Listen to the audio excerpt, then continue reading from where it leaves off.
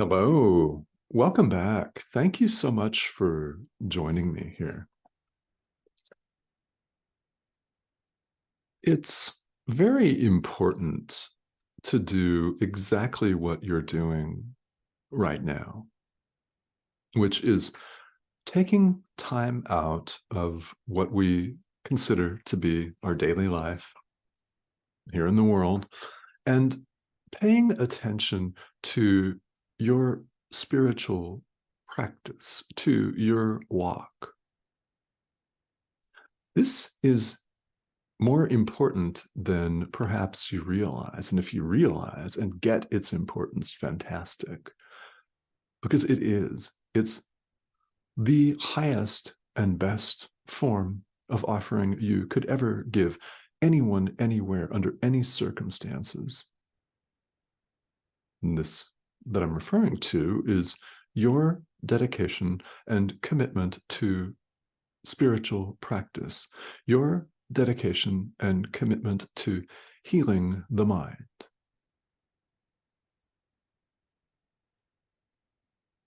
What does the world need? More healing the mind. So I thank you for tuning in and for joining me. It really is very, very important what you're doing. All right. So we're talking today in a few words about the fact that healing is total or it's not at all. Forgiveness is total or it's not at all. It's all or nothing. That's the choice. We're shown here in chapter 10, section 4 of the text of the course, which is entitled The End of Sickness, that the sonship, us, the collective, you, me, there's oneness, can't be partially sick. Either we're sick or we're healed. Either we're forgiven or we're unforgiven. There is no middle ground. There is no gray area. It is one or the other, and we're invited to choose, which I hope makes the choice very easy. I mean, we can all sit here in the abstract and say, yeah, it's an easy choice. But then we go out there and we make the opposite choice routinely. All of the time, we slip right back into our old habits, which is why this text, the text only of the course, is over 600 pages. So when you add up the workbook for students and the manual for teachers, the clarification of terms, and throw in the 2 supplements to A Course in Miracles, we're looking at well over 1,100 pages of material, which we need. We find on the path. We need every single page and every single video and every single prayer, every single act of forgiveness, because we've been conditioned to think that we're something other than what we are, who we are. We have been conditioned to think that we're 8 billion strong and counting human beings, each of us an individual separate from other individuals. Oneness, who we really are, is indivisible. Oneness is indivisible. We can't argue that. Our mathematics, which we worship, tell us the exact same thing. Oneness is indivisible. So what's going on is when we see ourselves as separate, our mind is split. It's dazed, it's confused, and it keeps splitting.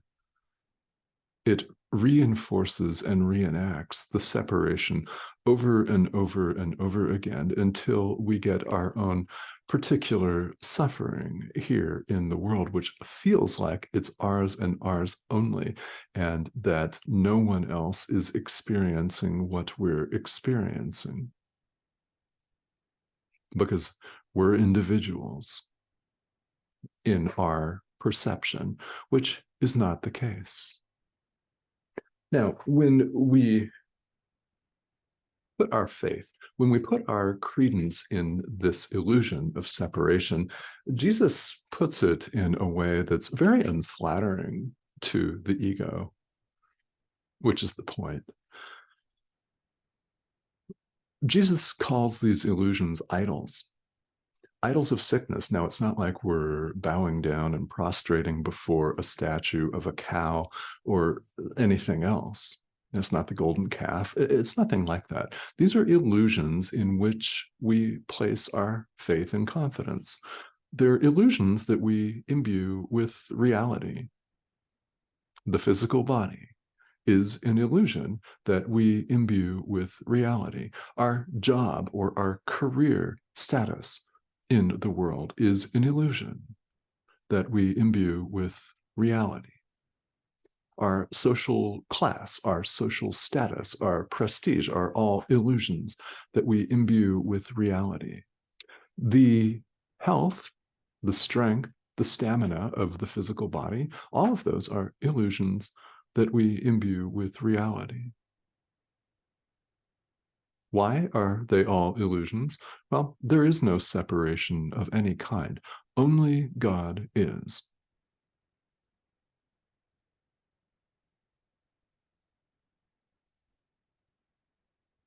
Another very disarming and very simple idea from A Course in Miracles that we find so difficult to grasp when we choose to see ourselves as an individual is this one: ideas leave not their source. In other words, thoughts remain in the mind of the thinker. Ideas leave not their source. We don't often think of ourselves as ideas. We think we're a concrete physical body, not an idea. Yet we are an idea. We're referred to throughout A Course in Miracles as the thought of God, the extension of God. Thoughts remain in the mind of the thinker. Ideas leave not their source. Feel free to capitalize the S. You have never left your source. I've never left my source. Your worst political enemy has never left his or her source. There is only perfect oneness. God is. I invite you to entertain the verbal math here. 1. Who, what, and where are you really, truly?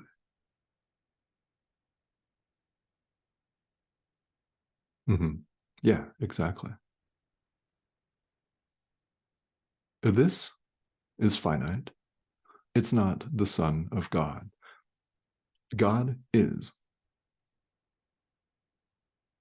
What's implicit in that statement is very important. Only God is. All else is illusion. So, how do we come to realize this when we see 8 billion separate illusions running around? Yeah, what do you do when you see an illusion speaking to you across this device? How all that works, I have no idea, but I'm really happy it's working because this is a way for us to reach each other. You and I may never actually physically meet in this lifetime, yet here we are. Here you are listening to the voice of your inner teacher. Yeah, keep listening. Please. You'll be glad you did.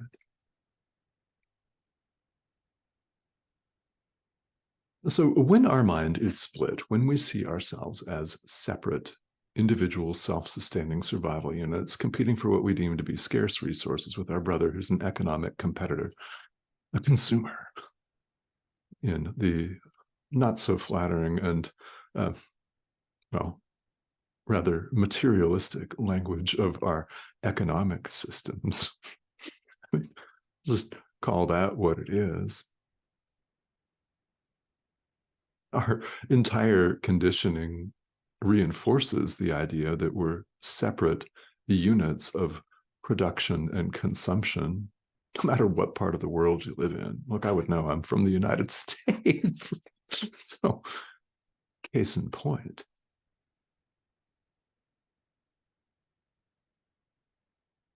When we perceive ourselves as split, the mind keeps splitting. We keep reinforcing the idea of separation, pain, and sorrow and suffering until such point as we say, there's got to be a better way. When you hear that voice, it is the voice of your inner teacher. Now, this can come as an intuitive hit, or it may come in the form of a much more pronounced conscious level experience for you. However that comes, you're here because you have heard and answered the call. You know that there's something more. There's a lot more to it than just what we see when we look in the mirror. There's a lot more to it than just the next bill that we're coming up with the money to pay. There's so much more to it than just that. Of course there is. So, God's laws, chapter 10, section 4 of the text, are peace and freedom. And as we say, God is, only God's will really, truly is. Anything that is not God's will, does not exist. It is illusion. The Son of God is not illusion. The physical body is illusion. Therefore, the Son of God is not a body. This is an idea that we see reinforced in A Course in Miracles. And if you've been through this material before, I know a number of you have been through it multiple times and have been practicing and studying this material for decades, so you know it's a theme. And it's repeated because we need this repetition.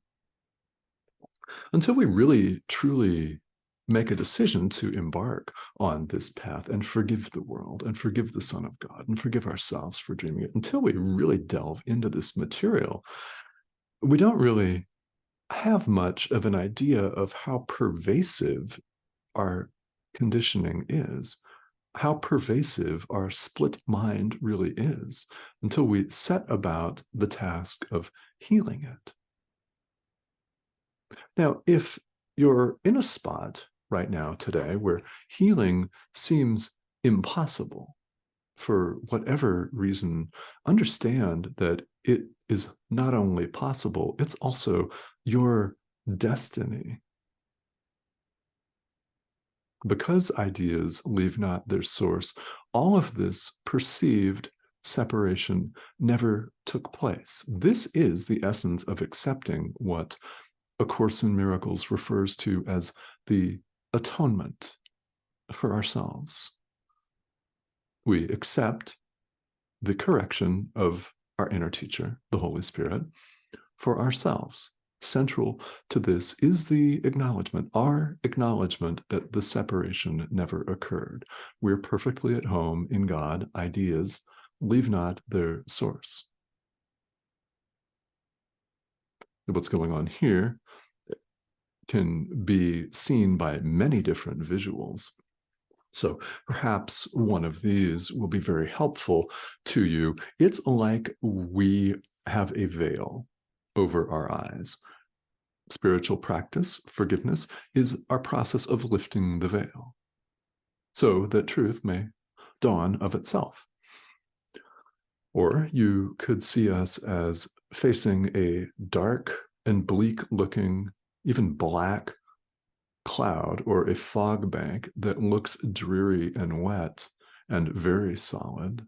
Yet when we begin to walk through it, we discover its complete insubstantiality until we hasten to the other side. Or you could see it as a wall, which we take down, not with a sledgehammer in a violent fit of rage, but a brick at a time, if need be. We simply acknowledge that that wall is not there. It is illusion. It's insubstantial, like the fog bank, like a cloud, like a veil. We learn to see things as they really and truly are. Then truth dawns of itself. We call this awakening, enlightenment, the realization of God, liberation, realization, whatever you want to call it. I mean, if you want to call it a great big party in the sky, fantastic. Call it a great big party in the sky. In our non-dual sense of humor, we'd say, what sky?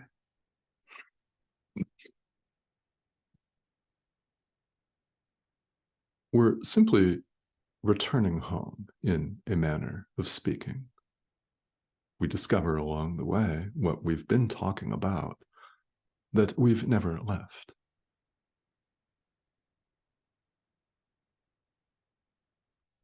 So, something very important for us to realize, and certainly to consider and repeat to ourselves until we really get it, is the fact that truth does not force.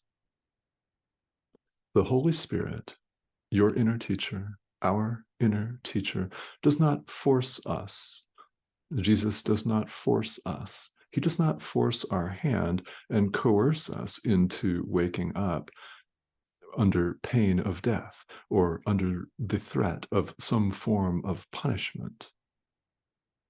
Love does not coerce. Love does not threaten.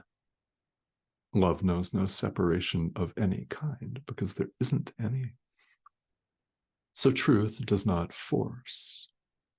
What we do is we assume the responsibility for our own experience and set our illusions aside ourselves. We do this, and it's very, very important for our own awakening that we do this,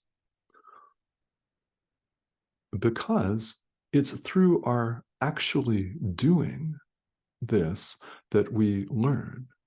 This is where our real learning takes place, is in practical application, where we do what our inner teacher suggests. And our experience shows us, proves to us that these teachings are true.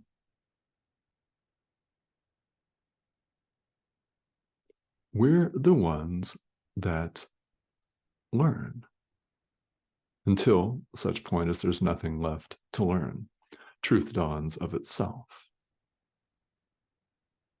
This course gets us to the point of what we could refer to as no more learning, having nothing left to learn. That is not complete awakening, which then happens of itself. But first, we must meet its conditions, learning to see things truly as they are.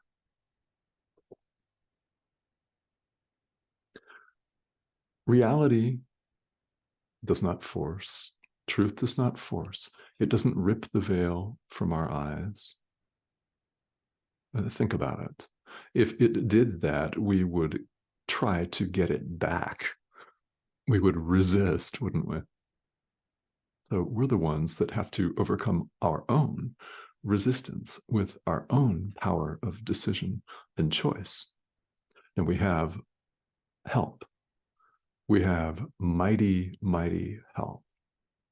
Our inner teacher, for one, who will show us what to do, what to say and to whom, where to go, if anywhere. He will show us what to do, so we forgive the Son of God, ourselves, the world, space-time, the ego, everything that is not wholly joyous in our experience, we forgive under the guidance of our inner teacher.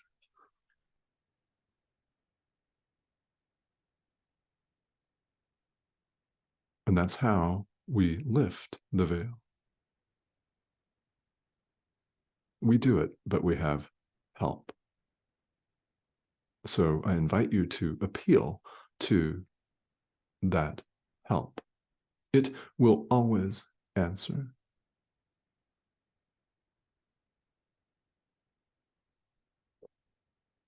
So I thank you again for your dedication and commitment to practice. And along the way, questions will inevitably arise because this is spiritual practice after all. So, of course, we're going to have questions. In fact, there are likely going to be days, you may have had them, a lot of them, where it seems like you don't have any of the answers and you have more questions than answers, and it doesn't feel like you're going anywhere. Well, actually, we're not going anywhere, but when we conceive of the path as a path, you get what I'm saying. It just feels like it's not working. And if you have questions, this is a very good forum for that. And you're more than welcome to ask questions here in the discussion thread on YouTube. Now, that said, I would like to welcome you if you have specific topics that you would like to see me cover in a video or even a series of videos. I'm more than willing to pause our progression through the text of A Course in Miracles, which isn't going anywhere, and have a conversation about any item that you deem appropriate and that you would like to share by asking here. And you are also more than welcome to email me if you would prefer that that be anonymous. My email address is included here in the description of this channel on YouTube, so that's an option for you. If you have not yet subscribed, we'd love to have you join us. This is the subscription arrow here in the corner of your screen. If you hover, click on that, you'll be prompted to subscribe and join us, and we'd love to have you. Yeah, thank you as always for tuning in. Questions and comments, again, are more than welcome, and I will see you again here soon.